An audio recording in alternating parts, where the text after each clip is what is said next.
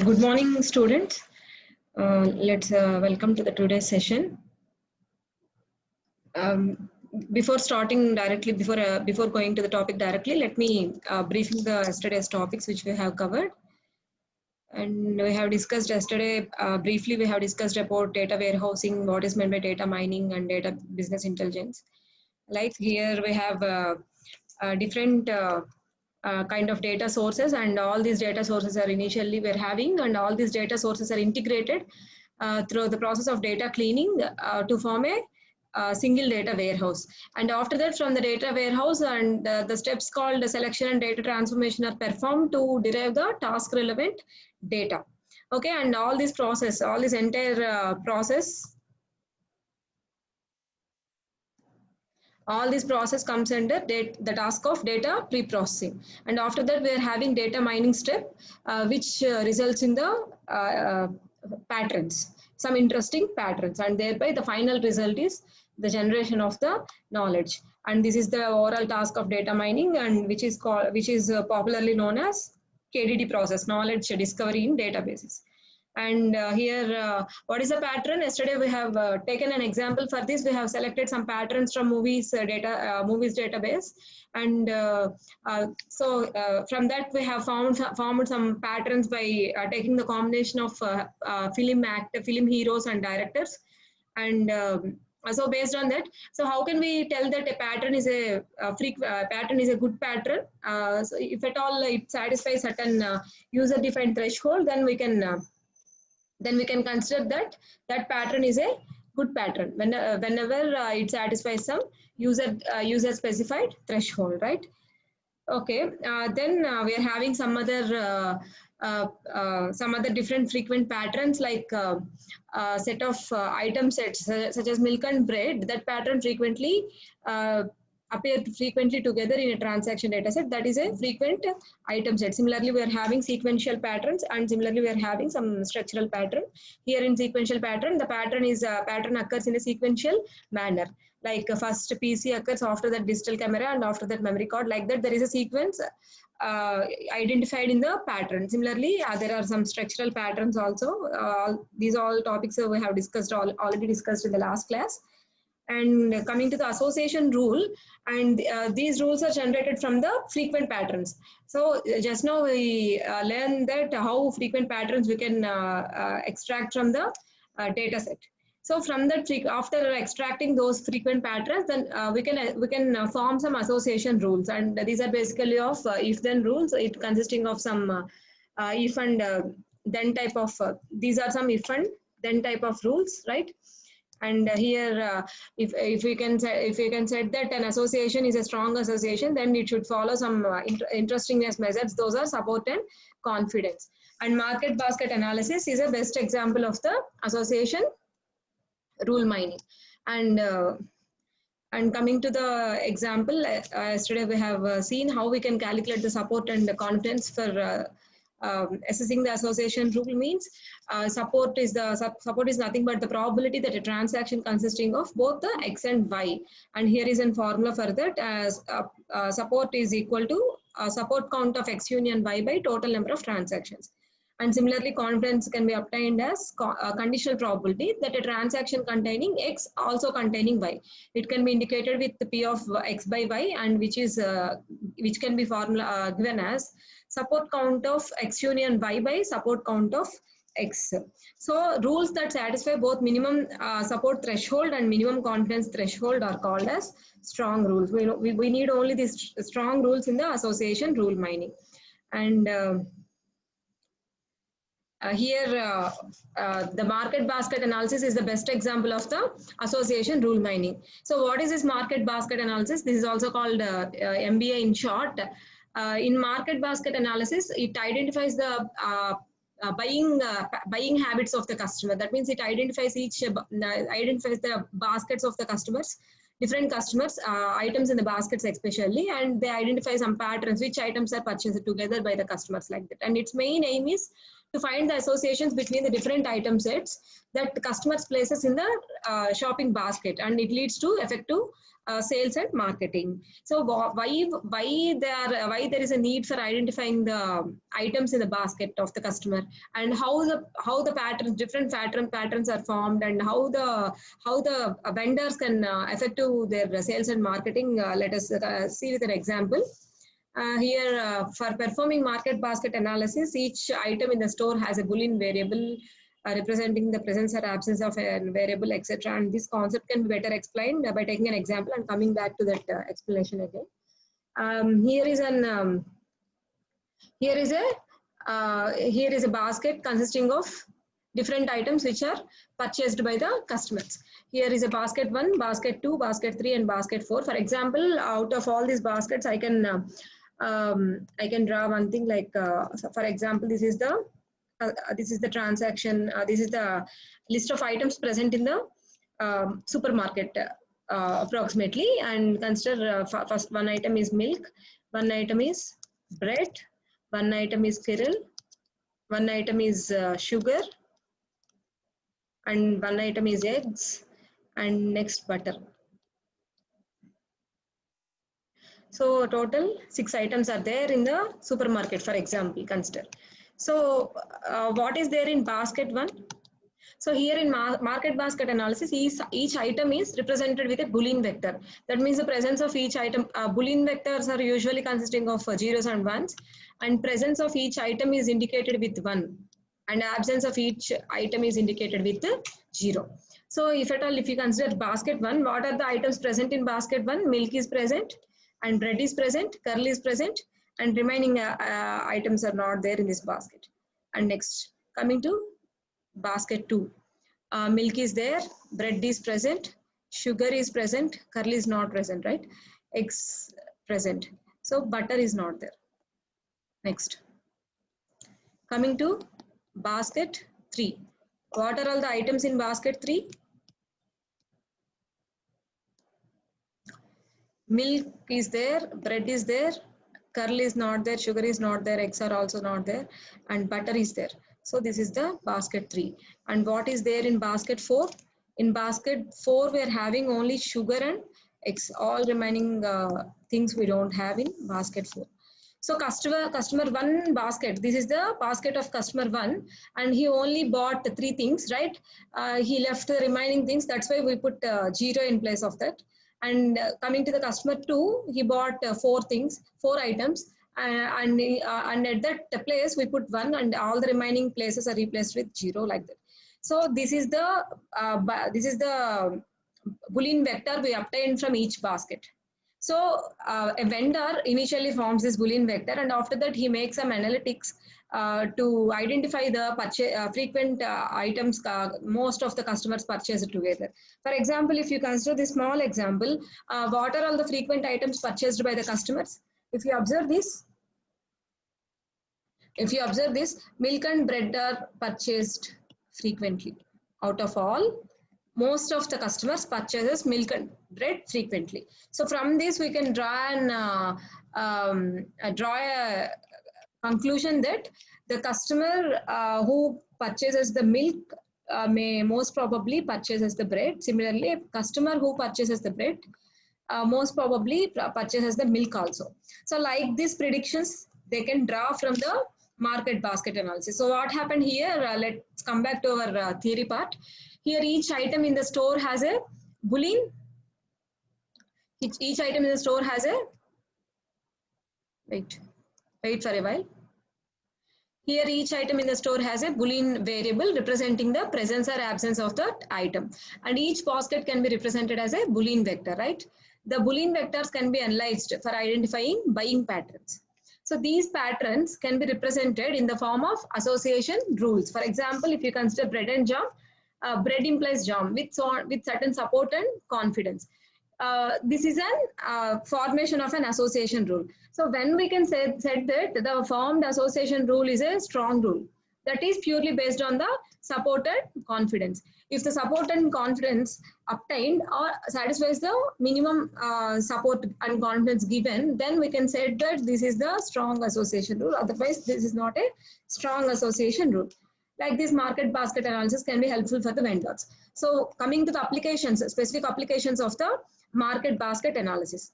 So how market basket analysis can be helpful for the vendors to improve their products. And we have different applications for that, especially coming to the cross-selling. First one is cross-selling. Here it is a sales technique in which vendor suggests us related product to a customer.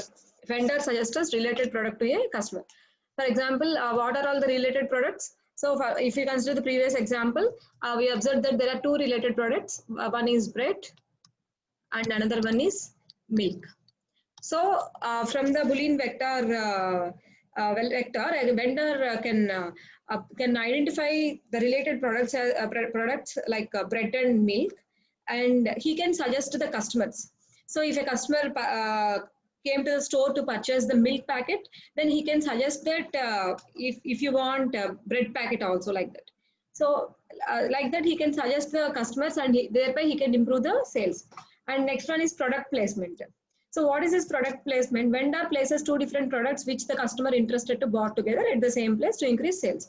This is also similar to the previous one. So here, instead of suggesting each customer to buy bread along with the milk, asking each customer the like that, because it is too difficult if at all the shop is loaded with heavy rush. So in such places, what he can do is he can kept the frequently purchased items at the same place.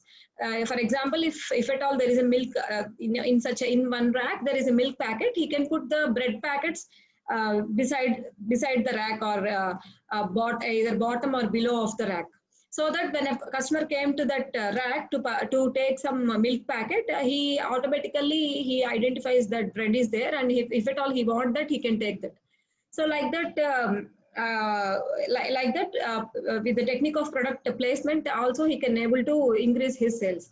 And with this, what is the next one? Catalog design or store layout. This is especially designing the store, either offline store or the web store.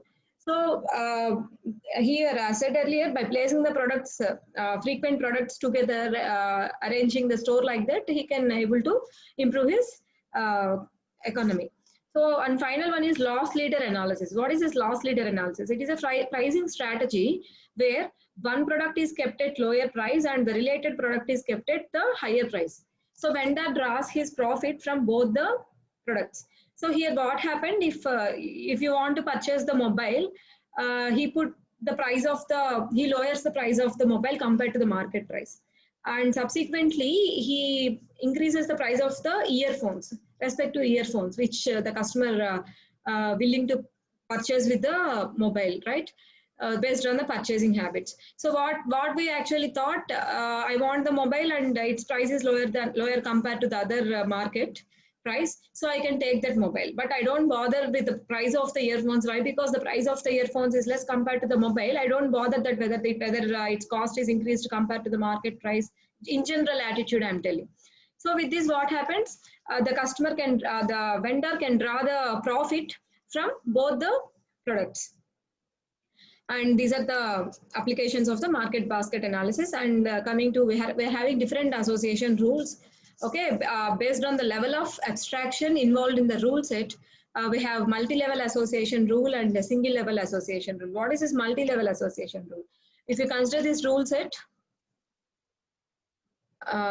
if you consider this rule set, if X buys computer, then X buys a printer. If X buys laptop, then X buys a printer. If you observe this rule set, there is an abstraction. There is a multiple levels of abstraction here. Why? Because laptop is computer is a higher level of abstraction of the laptop. What is this abstraction? We can say with an example, like if you consider this relation, grandparent, parent, and child. This is the level of abstraction, different generations. Like that here, if you have multiple levels of abstraction in the obtained association rules, those rules can be called as multi-level association rules. And coming to the single level association, if we don't find any such kind of abstractions in the generated association rules, those rules can be called as single level association rules. If you observe here, if a person buys the printer, then he may buy papers. If a person buys the pen, then he may also buy papers. Here in this, there is no association between HP printer and the pen. So in such case, if there is no association, then those rules are called as single level association rules. And based on the number of data dimensions involved in the rule, we're having single dimensional association rule and multi-dimensional association rule. And what is this dimension? Dimension is nothing but the attribute or variable or a column of the data set. Here, BICE is a dimension. Here, BICE is a dimension. So since in this association rule, we are only using one dimension. So it is a single dimension association rule. Whereas coming to this, here we are using multiple dimensions, like age is a dimension, income is a dimension, and BICE is a dimension. This is a multi-dimensional association rule. What is the meaning of this rule actually? Here, here the query is, if a person X belongs to the age group of 30 to 39 and his income is in between 42 to 50,000, then there is a probability that he may purchase a TV. So what is this BICE, age, income, etc.? Why we call them as dimensions? What are the variables in the sense? If you consider the database of customers, generally we have customer ID, right?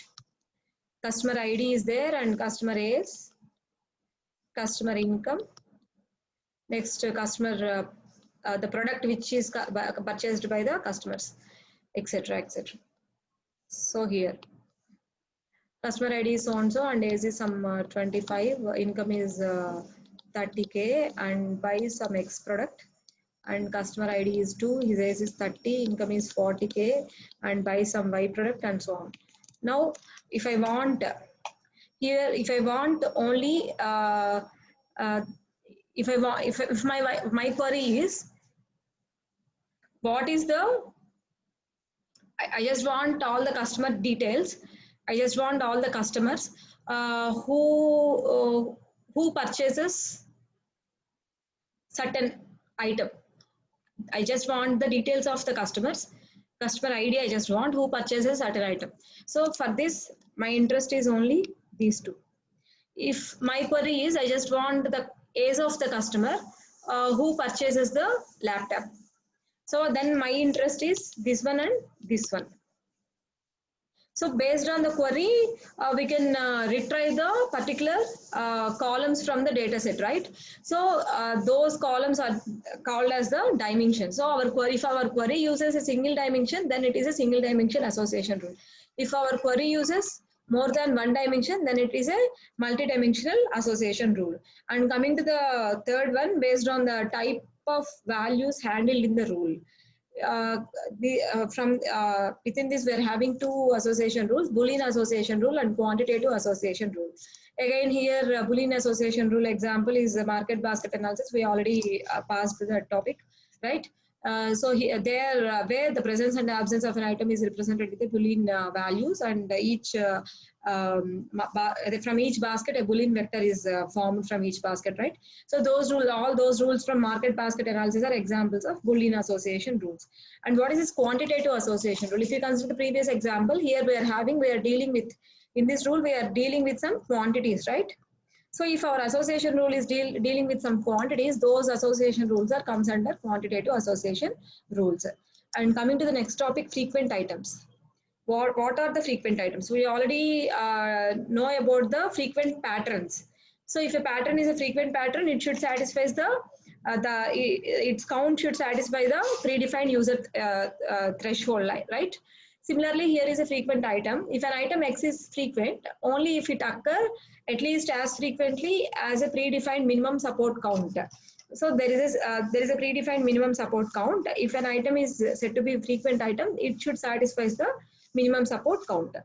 And here, for example, consider this diagram, and here is a given minimum support count of 2, and from that, let's find the frequency, or let's find each item is a frequent item or not. If you consider A, what is the count of A? How many times A occurs in the data set? 1, 2, and 3.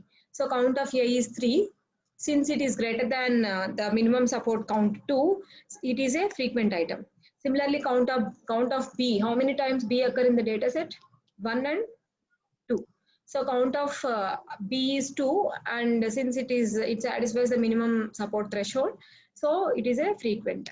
Whereas coming to the item set AB, how many times AB occurs? Only 1 times. So count is 1, which does not satisfy the minimum support threshold, so it is not frequent. That means I for infrequent. So like this, we can find whether the item is a frequent item or not. And here we need to know one thing, that is the downward closure property. So what is the downward closure property? If an item set is frequent, then all its subsets are also frequent. That is the downward closure property. So for example, if you consider that there is an item set A, B, C, which is frequent, then all its subsets are also frequent. How many subsets we can form for this? What are all the subsets actually? A is a subset, B is a subset, C is a subset, next A, B, B, C, AC, next A, B, C. So all these are the subsets which can be formed from this. So if an item set is frequent, then all of its subsets which are formed from this are frequent. So that we need to remember before going to the next step. So coming to the closed and maximal item set. So what are these closed and maximal item sets and why they are important for us? So let's come back to the association rule. In order to generate the association rule mining, here is a two-step procedure which we already know. Let's remind me that here is a two-step procedure. The first one is find all frequent item sets. So to generate association rules, first we need to find all frequent item sets. And after that, generate strong association rules from that. So what is the criteria for generating frequent item sets? The item set satisfying minimum support count. And what is the criteria for generating strong rules? They should satisfy minimum support and minimum confidence threshold. So we already know that. We have did some examples on that in the past class, right? So association rule is a two-step process. In that, the first step is find all frequent item sets. Here in this context, it is important for us to know the importance of closed and maximal frequent item sets. So if suppose, if the length of the frequent item set is k, if you consider that the length of the frequent item set is k, then all of its 2 power k minus 1 subsets are also frequent according to the downward closure property, right? If for example, if you consider the frequent item set A, B, C, D, E, F, this is the frequent item sets. How many subsets we can form? Many subsets. A is a subset, B is a subset, C, D, E, F, next A, B, A, C, A, D, A, E, so on. How many you can form? Here is a formula, 2 power k minus 1. What is the k? Number of items in the set. So 2 power 1, 2, 3, 4, 5, 6, 2 power 6 minus 1. So these many number of subsets we can form.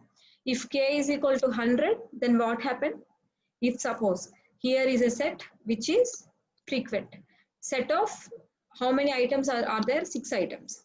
If at all there is a frequent set of 6 items, so many, that means 2 power 6 minus 1 frequent sets are formed. If at all there is a frequent set of 100 items, 2 power 100 minus 1 frequent sets are formed. That means what happened according to the downward closure property, too many frequent sets are generated. So handling, for going for the strong association rules, collecting all the frequent sets is important. But handling those too many frequent sets is highly difficult. So in order to get rid of that, we're having two concepts, closed frequent item set and maximal frequent item sets, and we are having certain conditions for that, for getting the closed frequent and maximal frequent item sets. And here is a condition for generating the closed frequent item set. What is the condition is, if the item set X is closed frequent, only if X is frequent. The first condition is X should be frequent. And the second condition is no immediate superset of X has same support count as X. And let me come to this maximal frequent item set. Here the first condition is X should be frequent and no immediate superset of X is frequent. So these two can be explained better with an example. And before that, let me clear one thing. Here for both closed frequent and maximal frequent, the common condition is X should be frequent. That means we only consider frequent item sets. We shouldn't consider infrequent item sets in the first step, right? So, okay, let me clear this concept with an example. Here is an item set. Items here is a database of transaction. Here is a transaction data set, and how many items are there overall? We are having how many items are there? 5 items are there, right? Overall, we are having 5 items in 5 transactions, right? So for 5 items, what are the 5 items we are having here? A, B, C, D, E, right? 5 items are there, and 2 power 5 minus 1. So total 31 subsets are generated for a 5 item set, right? Here, these are the subsets we have generated for the 5 item set. And for each item set, we need to, and let's consider the minimum, given minimum support is 2. And for each item set, we need to calculate the calculate whether it is a frequent item set or not. We already know how to calculate, right? So I consider item set A. What is the count of A? How many times A is repeated? 1, 2, 3. So count of A is 3. So let's compare it with the minimum threshold. 2 is the minimum threshold. Let's compare it with the 2.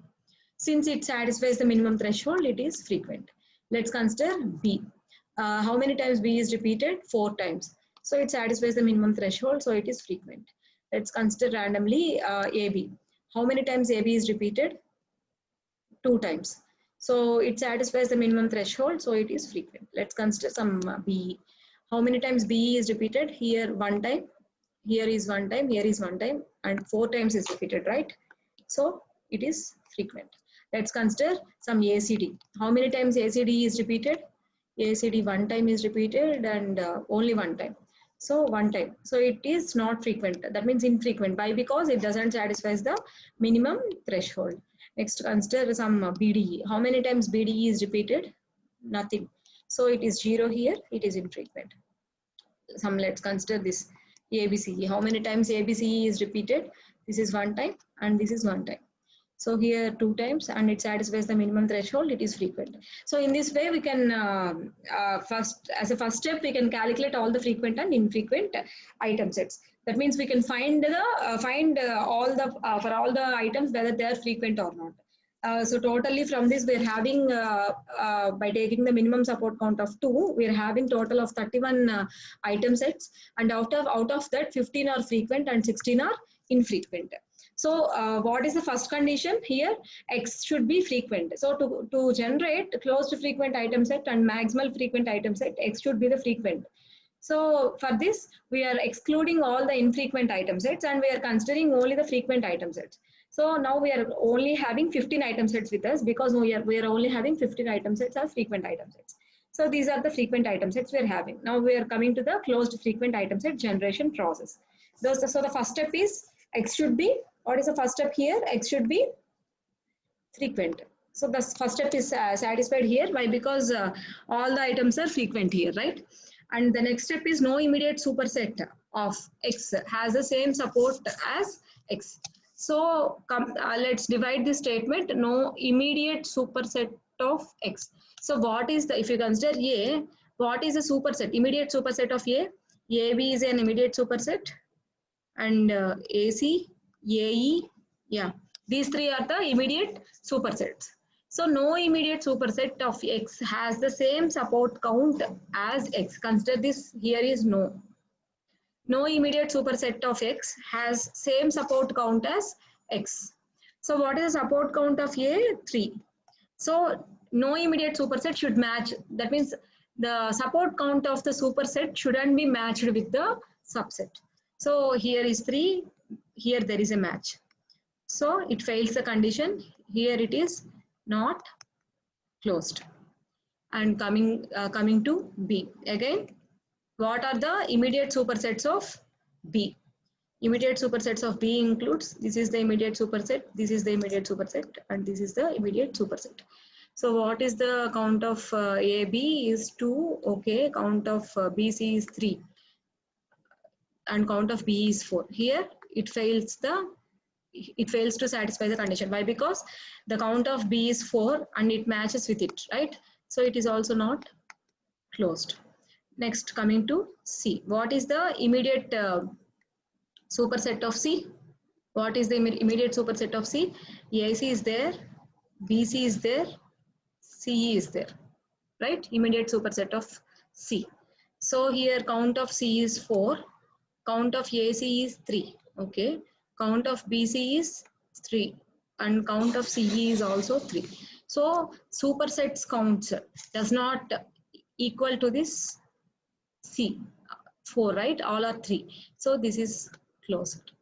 And coming to E, what is the superset of E? What is the superset of E? AE and PE and CE. So coming to AE, what is the count of E? 4. And coming to AE, its count is 2, and coming to BE, its count is 4 here. So it matches with it. So it is not closed.